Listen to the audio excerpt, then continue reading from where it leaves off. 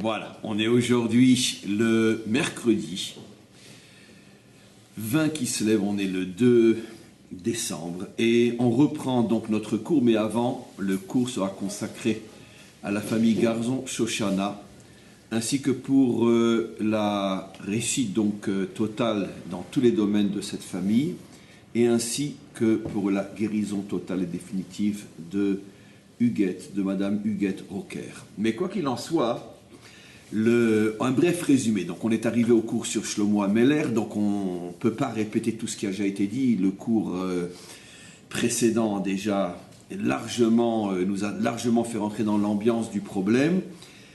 Et donc finalement vous vous rappelez que les tribus d'Israël sont en train de tester Rechavam et finalement lui demandent de diminuer, voire même d'annuler une grande partie des impôts que Shlomo le père avait donc imposés au peuple. Comme on a fait remarquer la semaine dernière, tout ça c'est un coup monté, c'est la raison pour laquelle ils l'ont humilié et l'ont obligé à venir à Shrem, Naplouse, alors que normalement s'ils sont censés reconnaître sa royauté, c'est à Jérusalem ça devrait se passer. On a vu que lui a eu un comportement tout à fait étonnant, voire même ridicule, d'accepter de sortir de Jérusalem pour aller finalement éventuellement recevoir leur permission d'être roi à Shrem, qui est la capitale de la tribu de Yosef. C'est comme si finalement il se mettait à quatre pattes et il se transformait en serpillière. Est-ce que vous êtes d'accord, monsieur les Yosef, que je puisse régner, etc. Donc, dès le départ, on ne comprend pas du tout ce comportement. Apparemment, on va approfondir un peu plus aujourd'hui, mais apparemment, il semblerait, et c'est absolument choquant, qu'il n'a pas de personnalité, d'accord ? Et c'est d'autant plus choquant qu'il est quand même le fils de Shlomo. Il est quand même le petit-fils du roi David. On a du mal à comprendre comment, venant de deux générations de géants, de giborim, de guerriers comme son père et son grand-père, même si Shlomo n'a pas fait de guerre, mais il a un tempérament de guerrier, comme on l'a vu justement, c'est ce qu'on lui reproche, il est trop écrasant, il prend trop de place. Comment le fils est à ce point, le petit-fils est à ce point inlavette, c'est très très étonnant. Mais pour l'instant, on ne va pas en dire plus, on va continuer. Et donc on va voir maintenant, rappelez-vous, il leur avait demandé 3 jours de réflexion pour savoir comment il va répondre.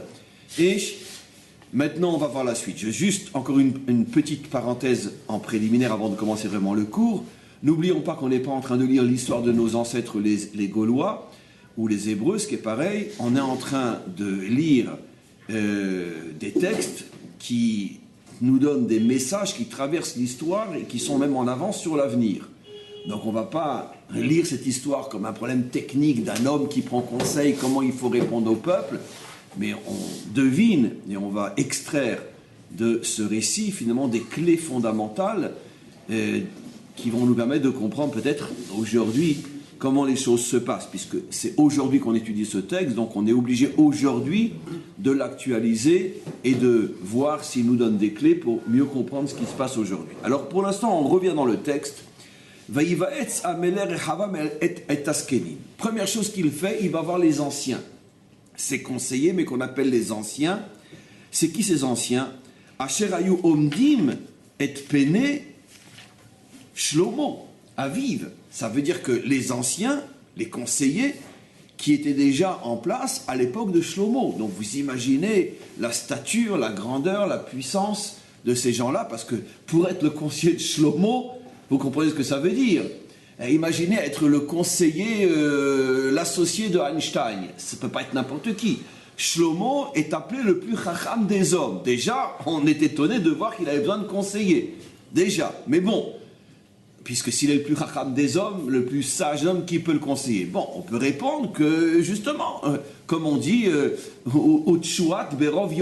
plus il y a de cerveau, et plus le cerveau de chacun se développe, un petit peu comme l'étude en Chavruta. Tu dis, je dis, etc. C'est pour ça que la Torah s'étudie au moins à 2, de manière à ce qu'il y ait constamment une confrontation. Donc on peut dire que ces conseillers n'étaient pas là pour conseiller Shlomo, mais justement parce que grâce à la discussion et à la confrontation, même Shlomo arrivait à se dépasser et arriver plus haut encore. Mais d'un autre côté, on est certain que ces conseillers étaient eux-mêmes à un niveau extraordinaire. Quand Cassius Clay il s'entraînait pas avec un gringalet. Et forcément, même, il s'entraînait avec quelqu'un qui est plus ou moins de son niveau. Forcément. Donc, ce sont des gens, d'abord, qui sont des skenim, des anciens, donc qui ont l'expérience, le vécu, qui ont le recul. En plus, les conseillers de Shlomo. Donc, apparemment, c'est sûr que notre Rechavam est censé faire ce qu'ils vont dire. Mais voyons d'abord ce qu'ils vont dire. Les morts, atem noatzim le'ashiv et ha'am. Que me conseillez-vous, ou plutôt, comment me conseillez-vous de répondre au peuple? Alors, Vaïdaber elav, Vaïdabru elav, ils lui répondirent, on va aller doucement, d'abord bien comprendre le texte. Ima yom tiye eved la amazé, si aujourd'hui tu acceptes de te soumettre à ce peuple, va'avatem, et que, encore une fois, à 2 reprises, eved va'avatem, et que tu leur donnes vraiment le sentiment que tu es à leur service, comme cette histoire très connue que Rabbi Yochanan, dans le Talmud, avait 2 élèves qui étaient très très pauvres, parce qu'ils consacraient tout le temps qu'ils avaient à rien qu'à étudier, à enseigner. Ils n'avaient pas le temps de s'occuper du minimum pour leur famille. Et donc Rabbi Yochanan a voulu les sortir de là, et il a voulu les nommer Rav de Kehilot. Ça veut dire ils n'avaient aucune fonction, même pas une fonction, on pourrait dire rabbinique, etc. Et il a voulu les nommer à un poste de dirigeant de communauté pour qu'ils aient au moins, tout en restant dans le Kodesh, dans l'étude et l'enseignement, pour pouvoir avoir un minimum de revenus. Et à chaque fois que Rabbi Yochanan envoyait un chaliar pour leur donner le ktav, pour leur donner le papier de nomination, ils s'arrangeaient pour s'enfuir. Ils ne voulaient pas de kavod, ils ne voulaient pas d'honneur. D'accord ?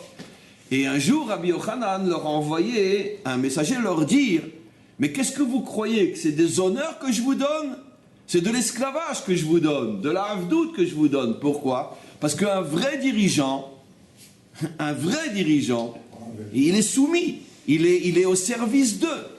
Et donc, il ne vit que pour. Donc, au contraire, c'est pas du kavod, c'est une servitude. Non, il était une fois, s'il y a eu une fois de vrais dirigeants.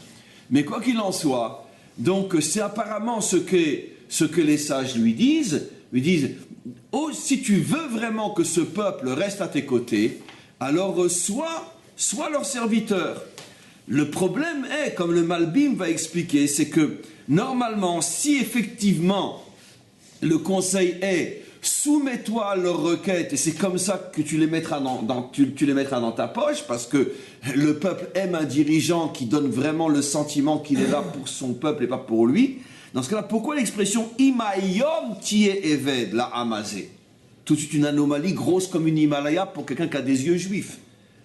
Normalement, le verset aurait dit « Vaïdabru elav im tie eved la amazé » Pourquoi « Hayom » Machement, on comprend de là, et c'est ce que, encore une fois, on verra l'explication du Malbim, qu'il y a ici une astuce. Hayom, mais pas forcément demain. En tous les cas, pour l'instant, on va rester dans le global. Le conseil des sages est de dire accepte. Ve'initem ve'dibarta lehem devarim tovim.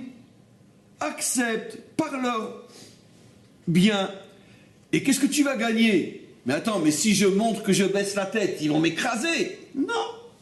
Ve'ayu lecha avadim kol hayamim. Au contraire, si tu acceptes ce qu'ils demandent, sache qu'ils te seront fidèles pour toujours. Ce qui veut dire que les sages sont en train de donner à Rechavam le conseil que s'il avait écouté, car évidemment il ne va pas écouter, il n'y aurait pas eu le schisme, il n'y aurait donc pas eu la destruction du premier temple, ni du deuxième, etc., etc. Ça veut dire qu'ils sont en train de donner le conseil qui va éviter toutes les catastrophes. Peut-être que ça serait passé autrement, mais comme nous on connaît l'histoire à travers le schisme, il n'y aurait pas eu. Donc, les conséquences du schisme telles qu'on les connaît dans l'histoire n'auraient pas eu lieu. Bon, mais Rechavam n'est pas content. Vayazov et tatzat askenim. Il a dédaigné le conseil des skenim, asher yahatsu qu'il avait reçu, vayivaetz et ayeladim, asher gadlu ito, asher omdim lefanav. Évidemment, il avait nommé à des postes importants des jeunes comme lui, qui étaient ses copains d'enfance, des gens, des notables, des gens de bonne famille, très certainement que des gens de la tribu de Yehuda, et donc avec qui il avait été dans les meilleures écoles, il avait fait l'ENA, Polytechnique, je sais pas quoi, etc. Donc il avait fait toute cette bande, on pourrait dire, d'aristocrates, qu'il avait après nommé à des postes importants, et qu'on appelle ici Eladim, qui veut dire en hébreu biblique, pas des enfants, mais des jeunes. Et donc il a été après demandé aux jeunes princes, ministres, qui étaient avec lui. Alors comment on veut répondre? Vayomer alehem, il leur dit, Ma atem noatzim, qu'est-ce que vous me conseillez? Venashiv davar et amazé, qu'est-ce que je leur dis? Asher dibrou et là il est mort dans leur question qui est de Akel minaol, d'alléger le joug qui pèse sur nos épaules. Sur nos épaules. Alors qu'est-ce qu'ils vont répondre les autres? Évidemment. Le contraire, forcément. Vaïdabrou, ils lui ont demandé, dis-nous ce qu'ils ont dit pour qu'on puisse dire le contraire. Pas tout à fait. Ils ont répondu ce qu'un jeune répond. Vaïdabrou, Vaïeladim, les jeunes ont répondu, Asher Gadlouito, ceux qui avaient grandi avec lui, Kotomar la Amazé. On les imagine, là, tout fiers, tout contents. Voilà ce que tu vas dire à ce peuple. Asher Dibrou Elecha les morts, qui ont osé te parler de cette manière-là. Déjà, rien que le fait de te parler comme ça, c'est déjà un manque de respect. Tu leur diras, Avicha irbidet ulenu, veata kotamar tedaber alehem, tu leur répondras, Katanti ava mematni avi. Traduit en bon français, le joug que mon père a posé sur vous, c'est rien en comparaison de ce que moi je vais vous faire. Vraiment un pauvre type. Et il continue, il dit, Veata avi et emis alechem ol kaved, bien que vous étiez déjà en train de crouler sous le joug de mon père, ani osif alulchem, je rajouterai à ce joug. Avi isar etrem beshutin, mon père ne vous a frappé qu'avec des fouets. Veani aser etrem beakravaim, mais moi je vais traduire en français, mais moi je vais vous fouetter avec des chaînes. Non, akravim c'est les scorpions. Oui, mot à mot. Oui, mais c'est une expression qui veut dire, j'ai traduit parce qu'en français ça veut dire je vais frapper avec des scorpions. C'est une expression dont j'ai traduit après le sens. Mais en hébreu biblique, c'est je vais te frapper avec des scorpions, c'est-à-dire je vais te faire très très mal. Mais le sens, en français, c'est que lui vous a frappé avec un fouet, ce qui fait déjà mal, moi je vous frappais avec des chaînes. Et donc, voilà. Ok, on continue encore un petit peu, vous devinez ce qui va se passer. Sortez les mouchoirs blancs. Donc Jéroboam revient 3 jours après à Naplouse, comme ça avait été fixé, Biyom HaShlishi. Et qu'est-ce que le roi leur dit? Il est content, il est avec toute son escorte là, de petits casseurs, et il leur dit, voilà, il leur parle déjà d'une manière forte, il se met à hurler, et bien sûr, il leur dit ce que les jeunes lui ont dit, et qu'est-ce qui s'est passé? Après, ça on reviendra sur toute la suite, parce que la suite c'est déjà 10 cours en soi, mais juste pour savoir et comprendre, Vayar Kol Israël Kilo Shama, mais là quand tout Israël a vu que ils avaient en face d'eux une tête dure, ils ont dit à ce moment-là, ben c'est fini, on veut plus de cette famille, on veut plus de cette tribu, Léo Alecha Israël, on va se faire notre propre peuple, notre propre nation, notre propre royauté, et il y a eu le schisme.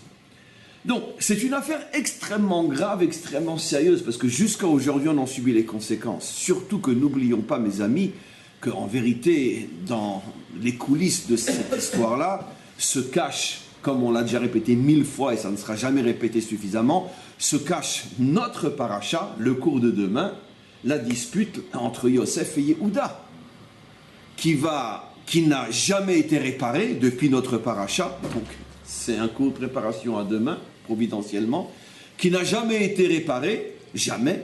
Finalement, Yehuda et Yosef n'ont jamais fait la paix. La preuve, c'est que ça a explosé quelques siècles après. Et la preuve, c'est que le prophète Yecheskel nous dit que la réparation, la paix entre eux ne se fera qu'au moment de la délivrance finale.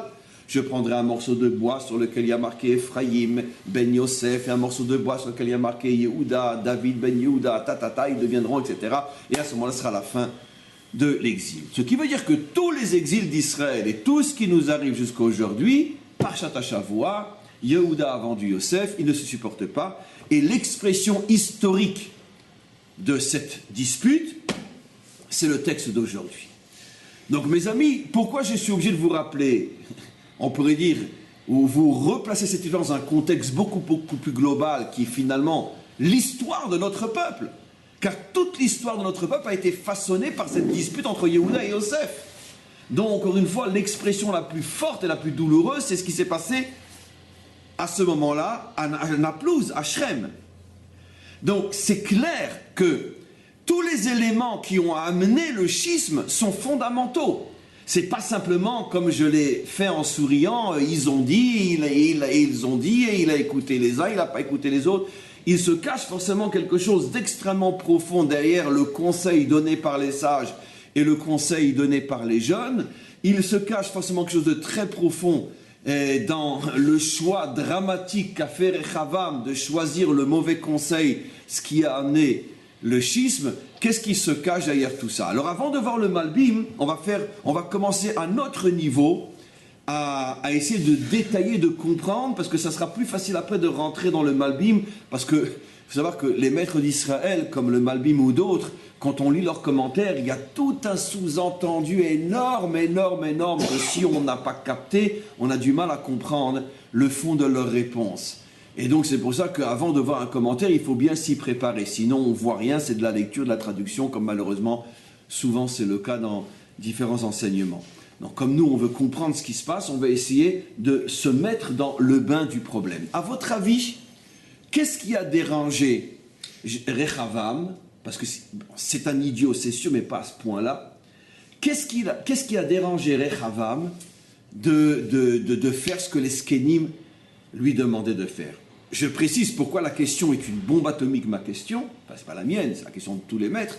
Pourquoi? Parce qu'il y avait censément parlant, sur le plan de la raison sensée, c'était impossible et impensable qu'il ne fasse pas ce que lui disent de faire ceux qui ont prouvé pendant 40 ans qu'ils savent garder un royaume fort et puissant. Et je donne un exemple très très simple. Tu veux placer de l'argent, d'accord? Tu vas voir quelqu'un qui a 50 ans de métier, qui a fait faire fortune à des dizaines, des centaines de personnes, qui a je ne sais combien de doctorats, qui est professeur immérité dans les plus grandes universités de finance du monde entier. Il te dit voilà, place à droite et surtout ne place pas à gauche. Et tu vas voir un petit jeune qui vient de s'installer, qui sort à peine de l'université, qui n'a même pas fait les grandes écoles, et tu vas écouter le petit jeune. C'est impossible, ça n'existera jamais, ça ne se passera jamais. Donc qu'est-ce qui s'est passé à votre avis? Comment on peut comprendre maintenant intelligemment, sans exagérer la stupidité de Rechavam, parce que même un homme stupide n'aurait pas fait ce qu'il a fait, comment qu'on peut comprendre qu'il refuse de suivre les polytechniciens pour suivre des gosses qui ont à peine le bac? C'est impossible. Qu'est-ce qui s'est passé dans sa tête? À part le fait qu'il y a un fond de stupidité, on est d'accord. Mais ça ne peut pas tout expliquer. Ça s'appelle de la stupidité, ça s'appelle de l'orgueil. De l'orgueil aussi, mais malgré tout, de l'orgueil. Oui, donc, je comprends ce que vous voulez dire, mais expliquez pourquoi de l'orgueil? En quoi ça le dérange? Qui sont ceux-là pour m'apprendre à moi, qui suis un grand maître et qui suis comme si, Qui sont ceux-là? Qui? Mais non. Mais non. Et alors pourquoi tu écoutes les jeunes alors? Alors dans ce cas-là, non, personne. Alors pourquoi tu vas voir après les autres? Tu leur as quand même demandé aux autres ce qu'ils pensaient. Mais après, non, dans ce cas-là, ne va pas les voir. Non, mais il a dit, non. Le mot était juste orgueil, mais l'explication de l'orgueil n'est pas juste. Non, mais si j'entends les Skenim et je suis leur opinion, ils vont monter sur moi. Eux, ils vont prendre les pouvoirs, c'est pas moi les rois. Si je prends les jeunes, forcément ils vont faire ce que je veux moi. Si moi je suis le roi, de toute façon ils vont pas me dire contre. Ils vont pas dire quelque chose contre moi. L'explication, d'abord, est excellente. C'est pas celle à laquelle je m'attendais. Je m'attendais d'abord, j'ai cru qu'il allait dire ce que j'attendais. Mais c'est pas grave, on va dire ce qu'il dit aussi. Très bien, évidemment. Il resterait une question sur ce que dit Nathan. Dans ce cas-là, pourquoi tu as été les voir? Qu'est-ce que dit Nathan? Pour la formalité. Dans la mesure où ce sont des gens hyper puissants, c'est eux qui ont régné pendant 40 ans ou plus ou moins à côté de Shlomo. C'est des conseillers de renommée internationale. Ils sont installés, ils ont le pouvoir, ils sont riches, ils sont intelligents, ils ont tout. Arrive le petit Rechavam. C'est évident que si Rechavam fait ce qu'ils disent eux, ça va consolider leur pouvoir et leur influence. Et donc c'est pour ça, dit Nathan, que mieux vaut aller écouter, demander conseil à des jeunes que moi-même j'ai mis en place. C'est ce que le verset répète 3 fois. Pourquoi il le répète 3 fois? Que lui a nommé, que lui a nommé, que lui a nommé. C'est comme c'est moi qui vous ai nommé, qui est redevable? Les Skenim ne sont pas redevables, ils ont été nommés par mon père. En plus, ils ont l'âge de mon grand-père. Donc de toute façon, ils m'écrasent ces gens-là, même sans leur rien demander. Tandis que les jeunes, c'est moi qui les ai nommés, je peux les nommer et les dénommer. Très bien. En plus, je ne me sens pas en situation d'infériorité vis-à-vis d'eux, parce que je suis aussi intelligent qu'eux, et ils n'ont pas plus d'expérience que moi, etc. Donc ça, c'est juste. Mais d'un autre côté, il restera une question, dans ce cas, pourquoi tu as été voir les vieux, pas directement voir les jeunes? Pourquoi? Formalité. D'abord, les Skenim les Skenim à l'époque, c'était des gens parce qu'après, il y avait les séparations entre Yehuda et Binyamin, les 10 tribus. Donc, on va dire formalité, mais de toute façon, d'ailleurs, en vérité, le Malbim va dire un petit peu comme vous, que c'était uniquement une formalité, pour pas donner l'impression que c'est une tête brûlée, genre, je réfléchis, j'ai un conseil à un autre, effectivement. C'est ce que le Malbim, je me rappelle maintenant, c'est pas le contexte que je voulais dire du Malbim, mais c'est ce que le Malbim explique, c'était une formalité. Pour pas qu'on l'accuse de s'être précipité et de n'en faire qu'à sa tête. Au contraire, je prends conseil. Mais écoutez, pourquoi j'ai tranché comme ça et pas autrement? Parce que j'avais différents avis et je suis le roi, je dois trancher. Donc au contraire, j'ai respecté tout le processus, tout le protocole. Première explication qui est juste. Mais j'en attendais une avant qui me paraît, celle que le Malbim va dire d'ailleurs, beaucoup plus évidente. Pourquoi? Qu'est-ce qui le dérange dans le conseil des Skenim? Ce que vous avez dit est 100% juste, mais quelque chose de beaucoup plus simple encore. Qu'est-ce qui le dérange? Lui avait son opinion. Oui. Avait son opinion, savait ce qu'il devait faire. Enfin, pensait ce qu'il devait faire. Oui. Il attendait une confirmation des Ékénim, qui ne lui ont pas donné. Ok. Il a eu cette confirmation par les jeunes, et il est allé dans cette voie. C'est plus ou moins, ça reste dans le même genre d'explication, mais qu'est-ce qui le dérange dans l'explication? Puisque, et d'accord, il avait déjà son avis, pas comme les Skenim, mais pourquoi? Ma question reste énorme. C'est impossible qu'ils ne suivent pas les Skenim. C'est impossible qu'ils puissent imaginer que les Skenim comprennent moins bien que lui. Ils ont 40 ans de royauté, d'expérience. 40 ans. C'est pas simplement qu'ils ont fait l'ENA et Polytechnique. Ils ont 40 ans de pratique. Et lui, il vient d'arriver. Il a encore des couches. Donc l'explication de Nathan était de dire oui, bien qu'on n'a pas affiné, mais parce qu'on attend encore une deuxième explication. Nathan était de dire oui. Mais justement, que le pouvoir aveugle et sa crainte de perdre le pouvoir était tellement énorme qu'il a été contre le bon sens. Bien que sur ça, il y a une autre question que je peux poser maintenant, parce que j'ai un peu explicité ce qui a été dit. C'est que de toute façon, tu as perdu le pouvoir, idiot. Tu l'as perdu le pouvoir de toute façon. En ne pas voulant le perdre, tu l'as perdu. Ça fait penser non, on va pas revenir, mais on crée Al-Qaïda et puis il t'explose dans la figure. Et puis après tu recommences avec Daesh et demain encore avec un autre. Ce que tu veux, c'est exactement le contraire de ce qui se passe. Mais on voit ces mécanismes aujourd'hui. C'est pour ça que, encore une fois, j'avais réservé ça pour un peu plus tard. Mais qu'est-ce qui se passe? Parce que de toute façon, ce que je vais rajouter après, c'est la même explication que Nathan, mais d'une autre manière. Effectivement, toute explication est, ici, bien qu'il manque encore une fois une grosse partie, c'est qu'il est tellement soucieux de ne pas perdre la face, de ne pas perdre le pouvoir, d'être considéré comme un homme de poids, qu'il ne peut en aucun cas aller dans le sens des Skenim parce que ça va renforcer encore plus ce sentiment d'être écrasé par eux. Évidemment. Donc c'est pour ça que même que, encore une fois, le bon sens t'obligeait à les écouter, mais de là, on voit une fois de plus que le besoin ou la volonté du pouvoir immédiat l'emporte sur l'intelligence. Mais encore une fois, quelle est l'autre, avant la raison qui a été dit, quelle est l'autre vraie raison qui fait que ça pouvait pas marcher d'écouter les Skenim. Pourquoi? Peut-être parce qu'il faisait partie de la tribu de Yehuda qui était considérée comme une tribu qui était noble. Oui. La tribu de Yosef, c'était une tribu qui était moins noble à cette époque-là. Et donc il avait du mal déjà par rapport à sa structure de s'abaisser par rapport à Yosef. Ok, c'est juste. C'est ce que j'ai rappelé tout à l'heure. C'est la grande marloquette entre Yosef et Yehuda. C'est juste ça aussi. Mais plus terre à terre, laisse tomber Yehuda et Yosef, un dirigeant par rapport dans ce genre de situation. Qu'est-ce qu'il s'est dit? Omer, moi je crois qu'il dit Kvodo shel melech lo machoul, Vaskenim lui a dit mais tu peux être allégé. Tu es un roi, ils savent très bien que tu es un roi. C'est pas la peine de les montrer que tu es un roi. Là, vous tournez autour du pot, bien que ce que vous dites est juste. La raison est très simple. De quoi a eu peur Rechavam? C'est que si je leur donne un doigt, Il prend tout. ils vont tout prendre.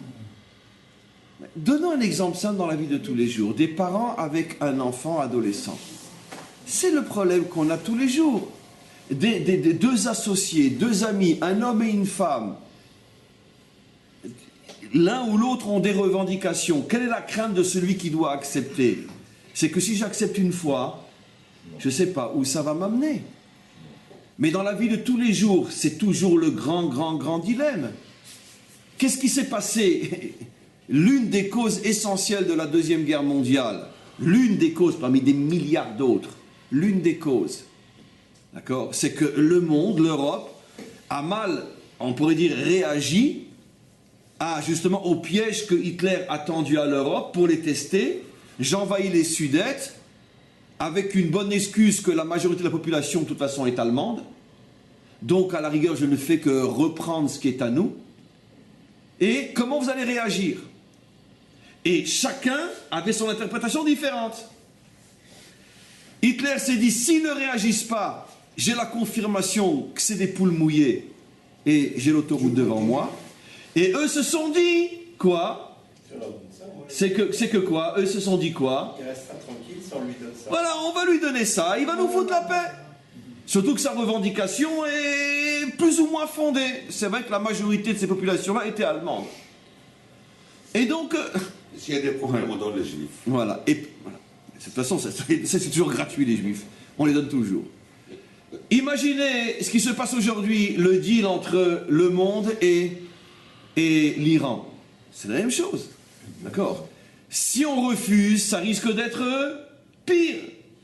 Donc, mieux vaut un petit peu que pire, etc. Pourquoi, on ne va pas refaire ces cours-là, ils sont maintenant tellement connus qu'ils sont même plus mangeables, ils sont indigestes, mais pourquoi l'Occident soutient les mouvements terroristes? Parce que comme ça, ils vont nous foutre la paix. Simplifié à 2 milliards de %, bien sûr. Oh, allez, d'accord, allez vous faire sauter ailleurs, pas chez nous, on vous aide. Très bien. Donc c'est toujours, en vérité, quand tu apprécies une situation, qu'est-ce que tu dis? Il y a un problème, j'essaye de minimiser. C'est le problème qu'a maintenant Rechavam. Il est devant un problème, qu'est-ce qu'il faut faire pour minimiser, tempérer? Maintenant, Rechavam, qu'est-ce qu'il se dit? Il se dit apparemment quelque chose qui est juste, si je leur montre la moindre concession, ils vont penser que je suis faible et ils vont monter dessus. Laissez tomber ce que dit Rechavam par rapport au contexte. L'idée en tant que telle, je vous pose la question, est-ce que cette idée elle est juste? Si je leur fais la moindre concession, ils vont monter sur la tête. Est-ce que cette idée elle est juste? Est-ce qu'elle existe? Mais 100%. Où on la vérifie tous les jours? Avec les Ishmaélim. Avec nos voisins. Mais tous les jours on la vérifie, la thèse de Rechavam. Tous les jours. Parce qu'il y a 20 ou 30 ou 40 ans, on a commencé à admettre qu'il y avait possibilité de négocier. Aujourd'hui, on en est déjà à la moitié de Jérusalem, la Judée et la Samarie, les frontières de 67, comme première étape avant les frontières de 48, comme deuxième étape avant Avant l'Ukraine et Casablanca. Très bien. Ok. Pourquoi? Parce que tu peux pas. Qu'est-ce qu'avait dit le rabbi au moment des accords de Oslo? D'accord? Rien que parler avec eux, vous creusez votre tombe. Rien que parler avec eux, vous creusez votre tombe. On l'avait pris pour un fou à cette époque-là. C'était il y a 20 ans. Aujourd'hui, on se rend compte que... Voilà. Ça veut dire que c'est même plus aujourd'hui le partage d'Israël. C'est le retour aussi de 2 millions de Libanais, de Syriens, d'Irakiens, etc. Très bien. Donc, et où? À Tel Aviv, à Jaffo, etc., etc. Donc ça veut dire que plus tu es prêt à donner, et tu crois que ça y est, enfin, moi j'ai fait un effort suprême, tu crois qu'ils vont s'arrêter là? Ils continuent. Donc, laissons tomber le côté politique. Quand je vous dis qu'un texte comme ça, il est d'une modernité à être en avance sur le futur. Donc, quel est le problème de Rechavam? Rechavam, apparemment, et c'est ce que je vais vous montrer, agit apparemment comme un vrai dirigeant. Maintenant, je vais le mettre sur une estale, Rechavam, pour mieux le faire descendre après. Vous allez voir que c'est très compliqué, cette affaire. Et maintenant, je vais vous prouver que Rechavam avait raison. Je vais vous le prouver d'une manière fausse, je vais vous prouver. Je reprends ce que tu as dit. Rechavam sait très bien que la revendication vient de Yosef. La preuve, le porte-parole, c'est Jéroboam, chef de la tribu de Yosef. Rechavam sait très bien que ce n'est qu'un prétexte pour remettre sur le tapis la vieille dispute entre Yehuda et Yosef. En plus, il a une preuve explicite, je l'ai répété au début du cours, une preuve explicite qu'il cherche à l'humilier, à le blesser, à l'affaiblir, en lui demandant de venir à Shrem, alors que la capitale de la royauté, c'est Jérusalem. Lui sait très bien qu'il est en situation de faiblesse et qu'ils font tout pour l'humilier et le détruire. Donc, qu'est-ce qu'il se dit, Rechavam? Maintenant, je le mets sur un plateau, sur une estale. Je dis, Rechavam, il dit, si j'accepte, je suis mort, parce qu'aujourd'hui c'est ça, demain c'est ça, après-demain c'est ça. Et une fois que tu rentres dans un processus de pourparler avec quelqu'un qui vise dès le départ ta destruction, comme nos voisins aujourd'hui, chaque concession, c'est un pas de plus vers ta tombe. Donc apparemment, il a une analyse de la situation qui est 100% juste. Je le dis, 100% juste. Face à Yosef, Yehuda ne peut pas se permettre de continuer à baisser la tête. Parce qu'il veut le détruire. Et c'est exactement ce qui va se passer.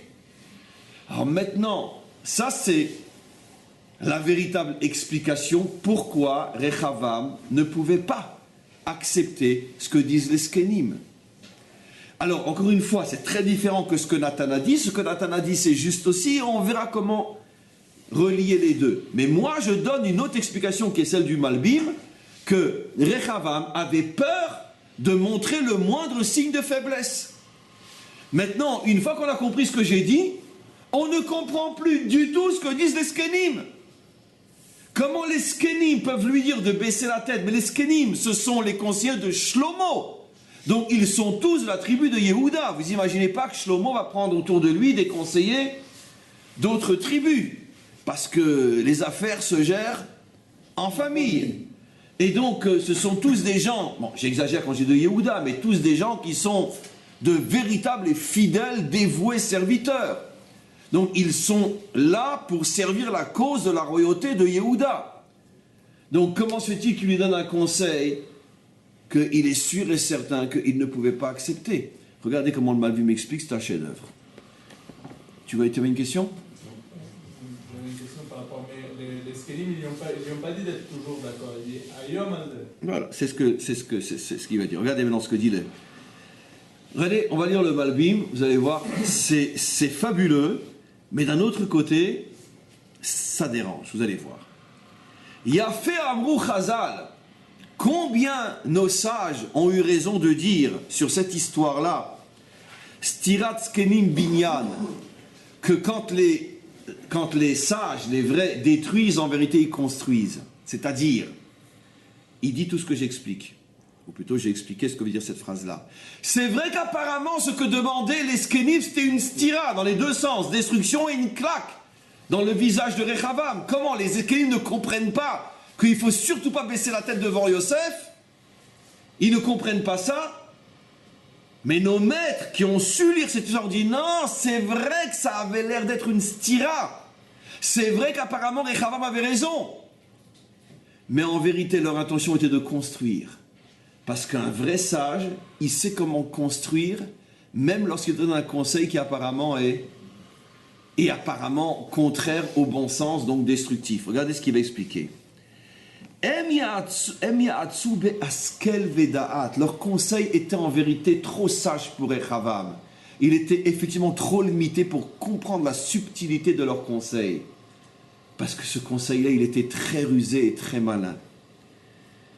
L'histoire Almanat Livnot, ils ont voulu lui faire comprendre détruit pour mieux reconstruire, c'est-à-dire Amrou Elav, ils lui ont dit chez Im Yesarev, de toute façon, si tu vas contre eux, Aloyim Radoubo, de toute façon, ils vont se révolter contre toi. Et crois-nous, on a 40 ans de métier, on sait ce qu'on dit.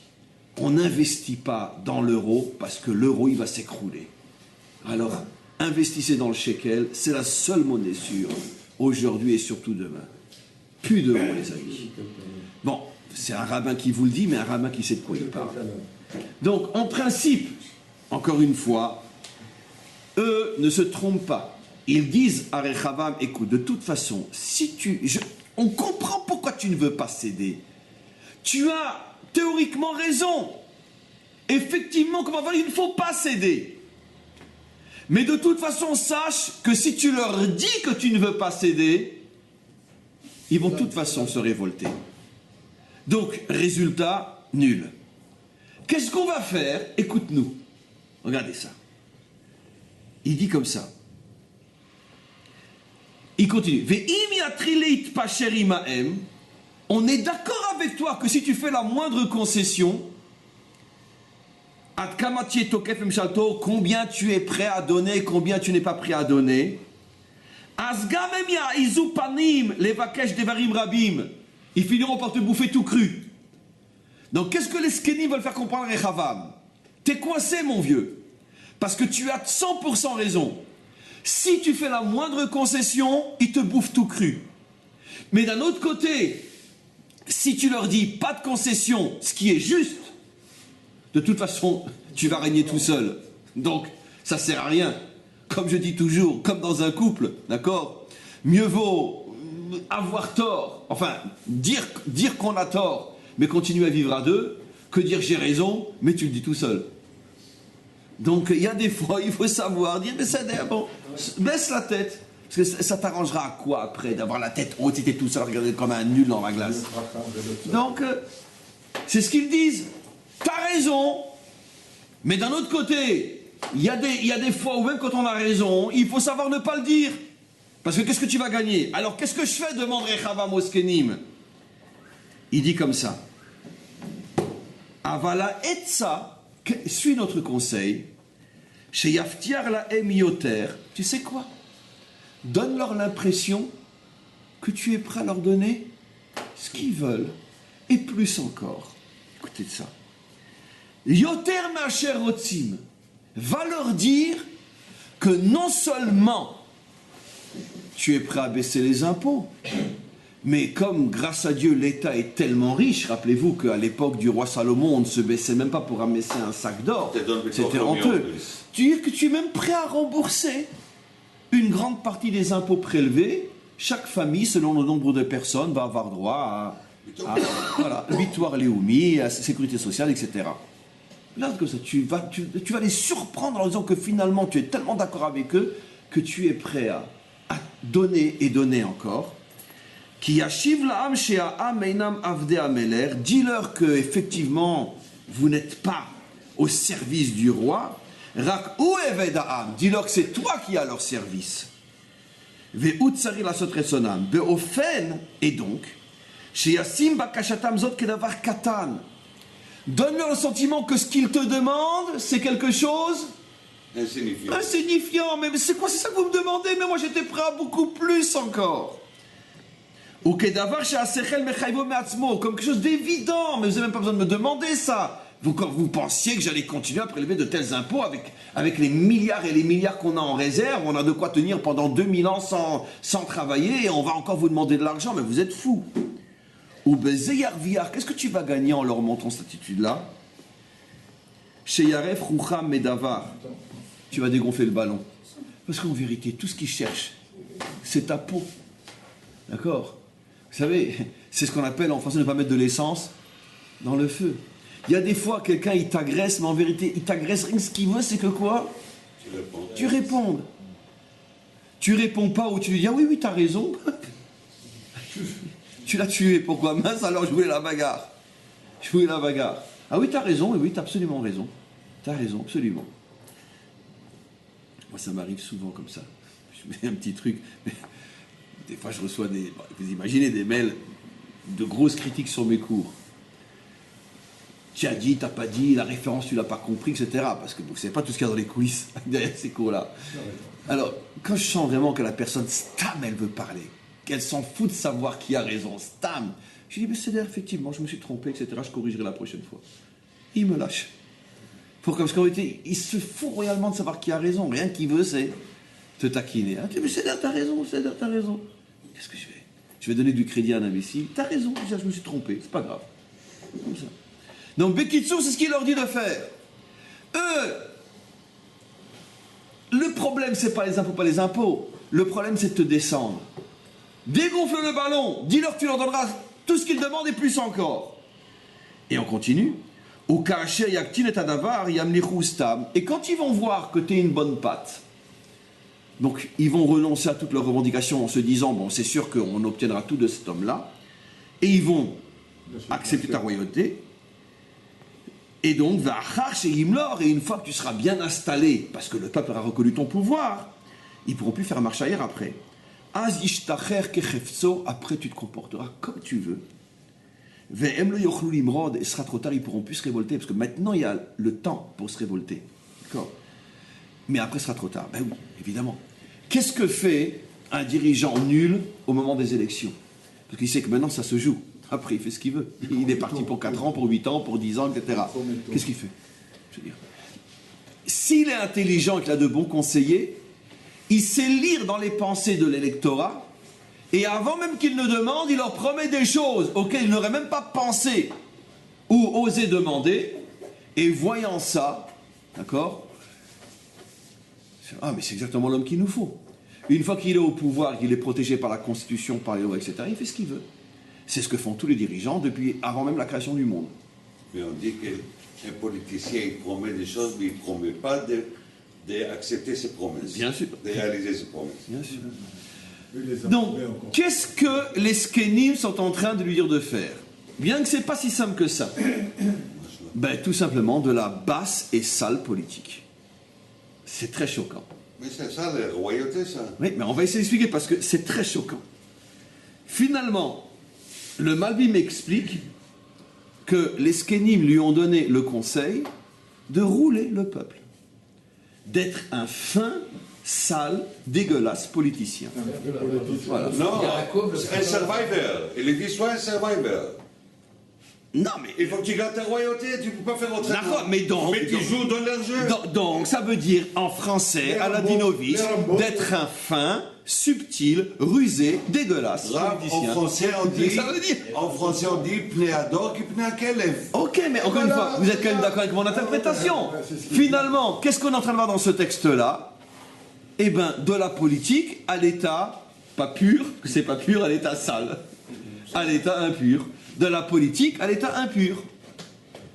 Ça va tout compliquer. Non, d'accord, mais on est d'accord, Nathan. Mais encore une fois, ils n'ont pas inventé, ils n'ont pas découvert l'Amérique. Je suis simplement en train de vous faire remarquer que le Malbim explique que les conseillers du roi Salomon ont conseillé à, et je suis sûr que ça choque énormément d'entre nous, et ça va choquer des milliers de personnes, est en train de conseiller à Rechavam de faire ce que font tous les politiciens, mens-leur. Mens-leur. Sois malhonnête, sois un filou rusé.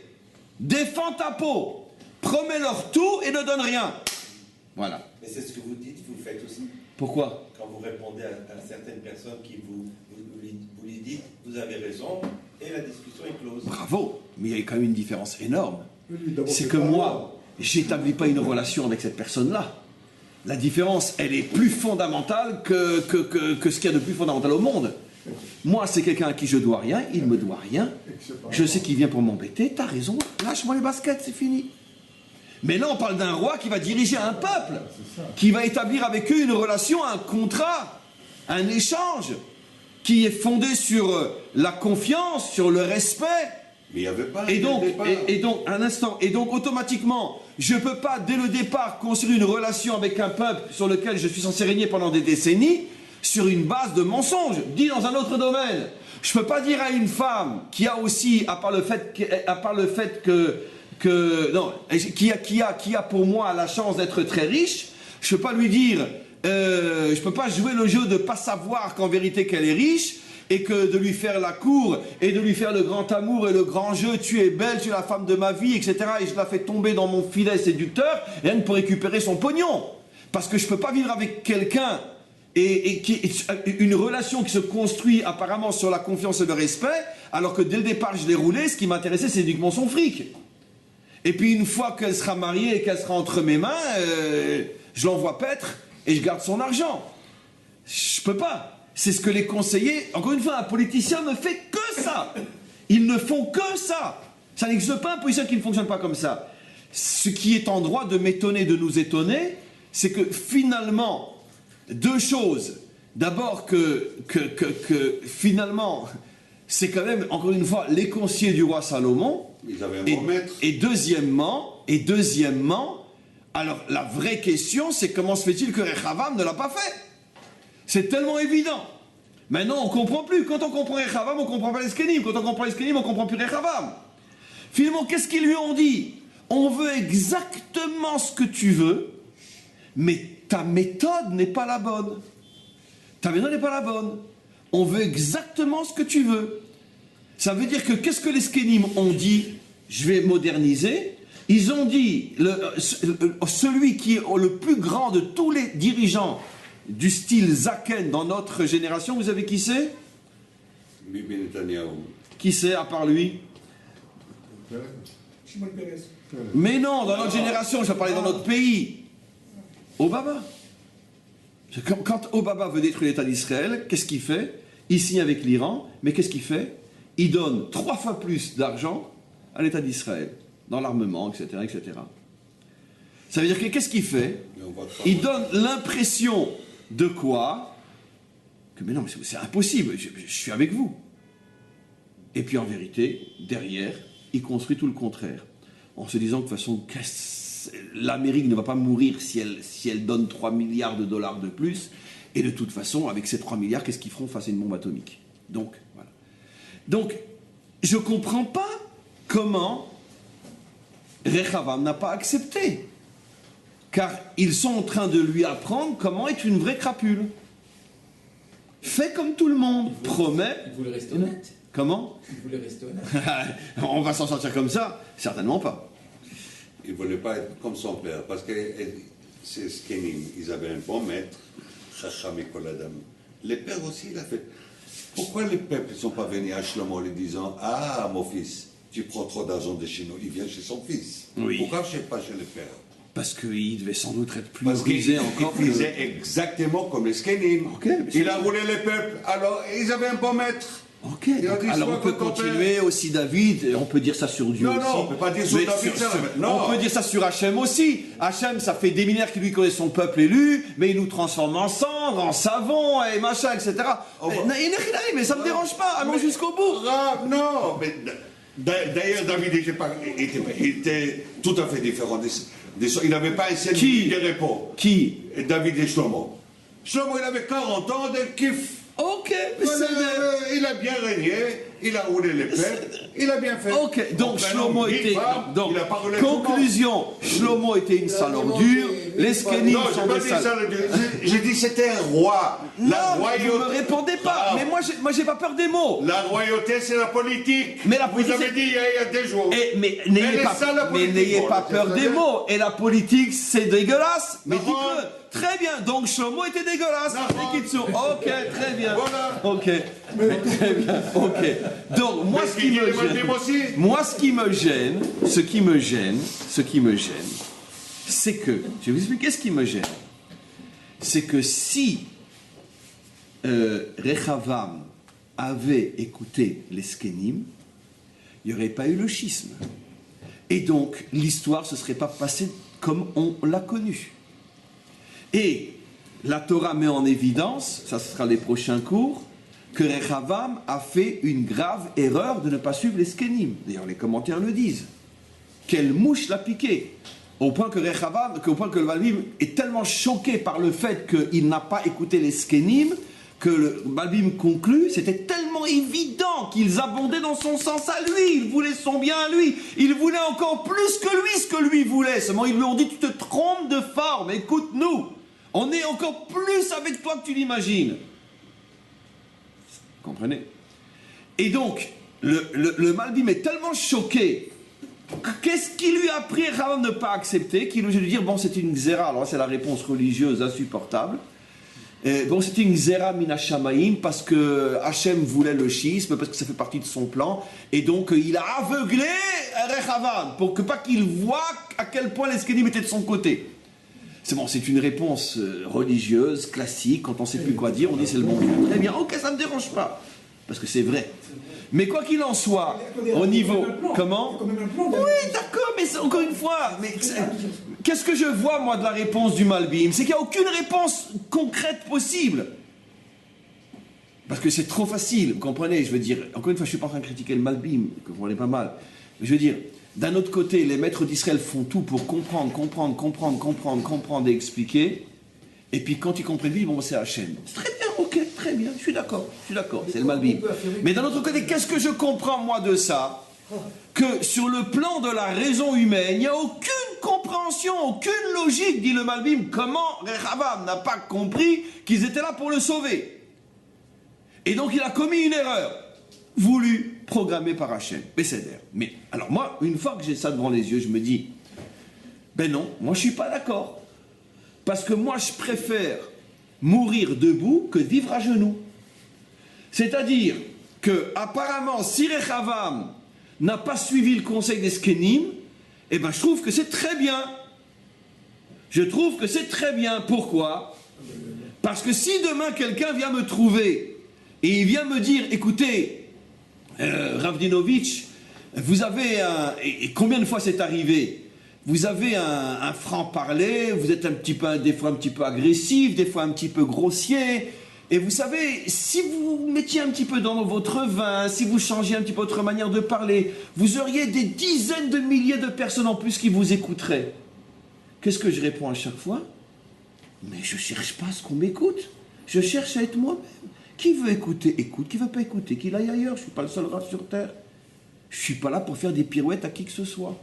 Parce qu'à partir du moment où je me dénature, c'est plus moi qui enseigne, c'est une bouche. Et des bouches, il y en a plein sur le sol. Donc, je peux dire la même chose sur Rechavam. Rechavam n'a pas... Il a dit au Skenim quoi? Il a dit au Skenim la chose suivante. Vous êtes d'accord avec moi qu'il ne faut pas faire de concessions? D'accord. Oui, mais bien sûr qu'il ne faut pas faire de concessions.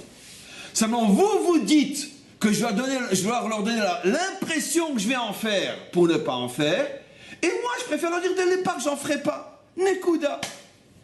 Ben moi, je préfère Rechavam. Au moins, il est 100% naturel.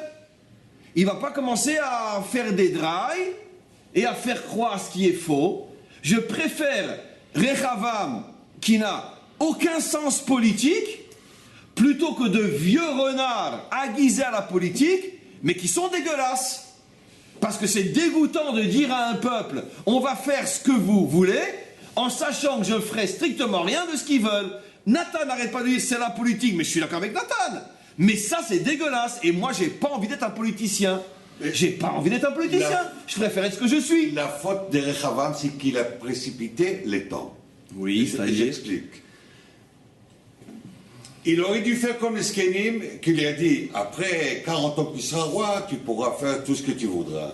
Et il te dirait rien du tout. Mais toi, tu viens d'être roi.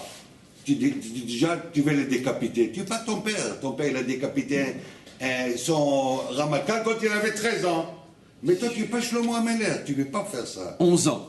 11 ans, 13 ans, 9 ans. Non, je sais non. pas. Il a mal commencé Non, ça. pas 11 ans, 9 ans. Il avait 9 ans quand il a Il a liquidé découpé Yoav. la tête Ouais, déjà à 9 ans. Il ne faut pas précipiter les temps. Alors, Aller plus vite. Prends ton temps, installe-toi, et là tu pourras faire ce que tu veux. Ça, Faut c'est que tu très sois- je vais... Encore une question, oui, après je reviens sur. Il y a une Non, question. je comprends pas comment Oui. un sentiment aussi honnête, une personne qui a envie d'être chalem avec elle-même, sans compter qu'elle représente la malchoute, Oui. elle va pour faire quelque chose de bien. À la limite, si elle devait récupérer quelque chose dans la figure, très bien, mais d'aller à une extrême pareille, de ramasser autant, c'est ça que je comprends pas. Alors, heureusement que je t'ai écouté parce que tu précises encore mieux ce qui va me permettre de répondre ou de confirmer ce que Nathan dit. Et c'est bouleversant. La chose est la suivante. Écoutez-moi bien.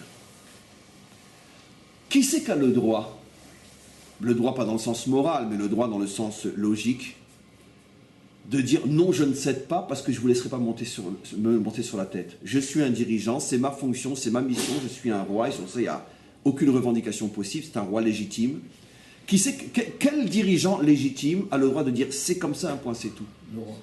Mais non. Non, de chez les- Au niveau de son Un caractère. homme qui est élu, non? Non, c'est il là- est élu, il est c'est là qu'il légitime, a il a le confiance fait. en lui-même. Celui qui est fort, un véritable fort. Pourquoi un véritable fort? Mais non, lui, il est roi d'Israël. Mais tu peux être roi d'Israël, tu as la fonction, tu as pas. Je parle de l'intériorité. Vous n'avez pas compris ma question. Laissez tomber les rois, je parle de manière générale. Ouais. À quelles conditions un homme a le droit de dire c'est comme ça, un point, c'est tout?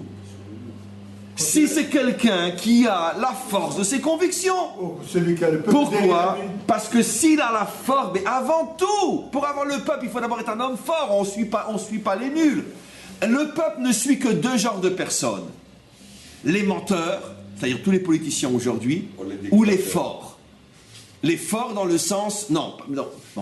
Ou les dictateurs ou les menteurs, c'est la même chose. Les menteurs, les dirigeants occidentaux, les dictateurs, les dirigeants de l'Est ou ailleurs. Ou bien un homme fort, dans le sens pas dictateur, mais un homme fort, un homme sur lequel on sait qu'on peut poser la tête sur son épaule. On sait qu'on peut lui faire confiance. Il a le crédit de ses décisions. Il était une fois, il n'y en a jamais eu. Il n'y en a plus depuis des millénaires. Mais il n'y a que ça. Ou tu suis un menteur, ou tu suis un homme fort. Mais tu peux pas, si tu n'es pas un homme fort, tu peux pas imposer quoi que ce soit par la force. Parce que tu n'as pas le crédit de cette chose-là. Tu n'as pas... Ici, le message, il est bouleversant. Tu ne peux pas utiliser la force quand tu n'es pas un homme fort. Et on revient au mot dit. Qui sont ceux qui utilisent la force et qui ne sont pas des hommes forts? Ils s'appellent les dictateurs. C'est quoi un dictateur? C'est quelqu'un qui n'a aucune force et qui écrase. Et qui ne représente pas le peuple. Bien sûr, parce que c'est un dictateur. Donc il ne représente pas le peuple. Il représente lui-même. Donc, j'explique. Avec sa famille. Quelle est aujourd'hui, dans notre monde, la religion la plus faible qui existe sur Terre? Le djihad. Pourquoi? Puisque si ils veulent imposer par la terreur, c'est la preuve qu'ils n'ont aucune certitude que leur vérité est vraie. Parce que quelqu'un qui est sûr de lui ne fait pas de mal aux autres. Il s'impose par la puissance de ses convictions et de la lumière qui émane de lui. À partir du moment où j'oppresse, c'est sûr et certain que je n'ai rien en moi. Je n'ai rien à donner. Parce que si je suis fort, ça se transmet sans violence. Donc un dictateur est forcément un faible.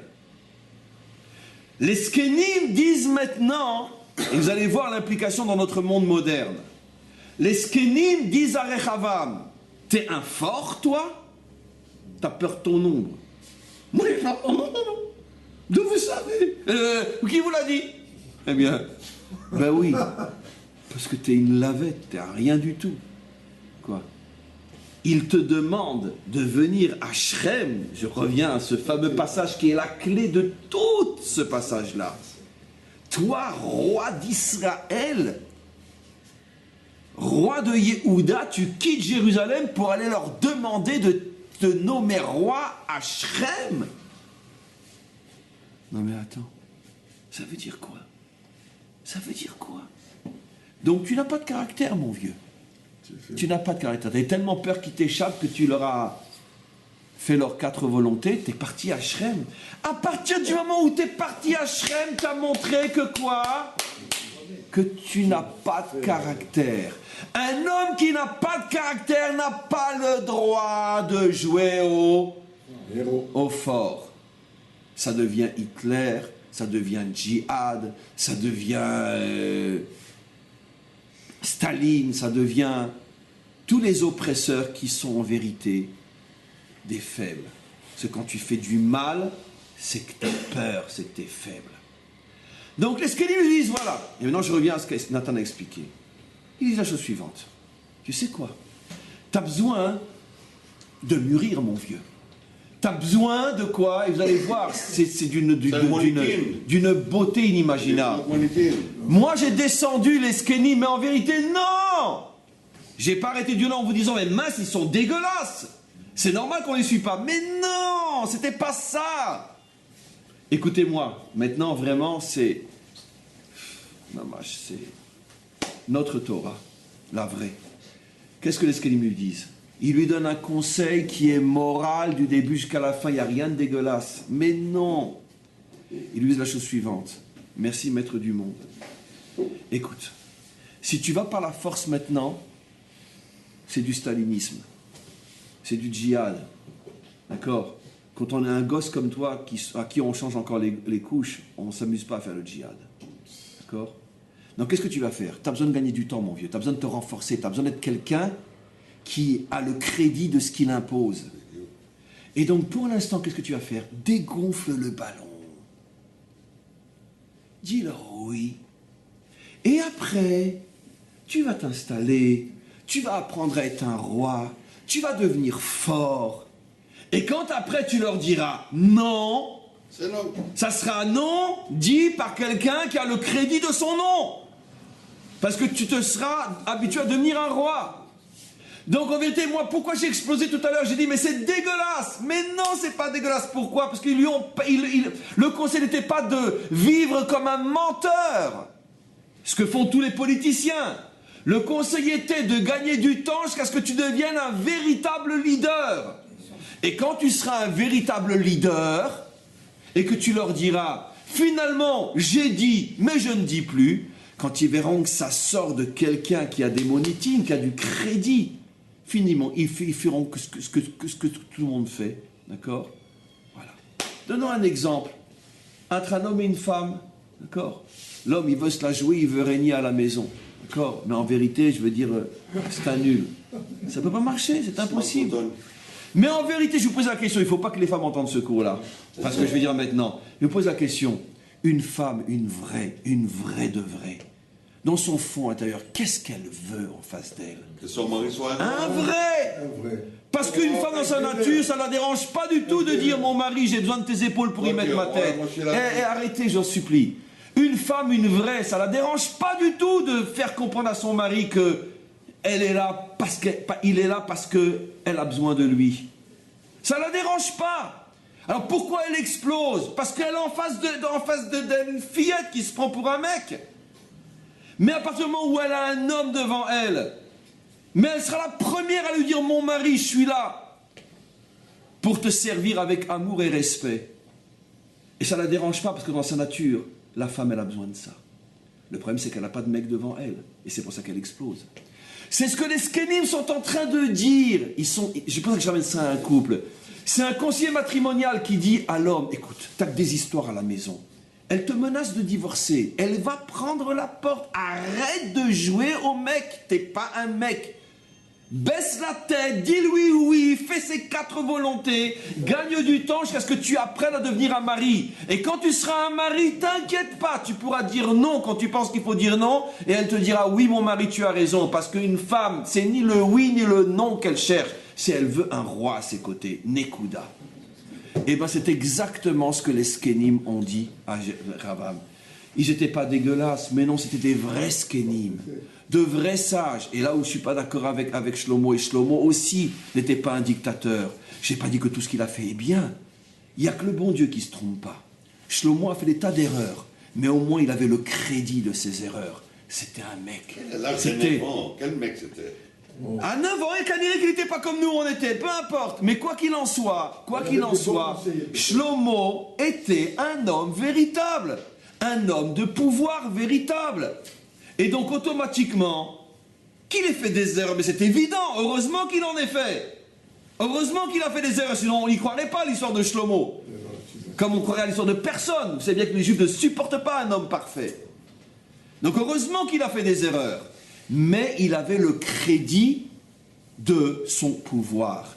Les gens le craignaient, le respectaient, le monde entier venait le voir. Même les rois non-juifs disaient, mais heureux le peuple qui a un roi pareil à sa tête. Et les Juifs étaient fiers de ça. Ils étaient un petit peu comme une épouse qui, bon, c'est vrai, des fois il exagère. Mais d'un autre côté, vous avez vu le mari que j'ai?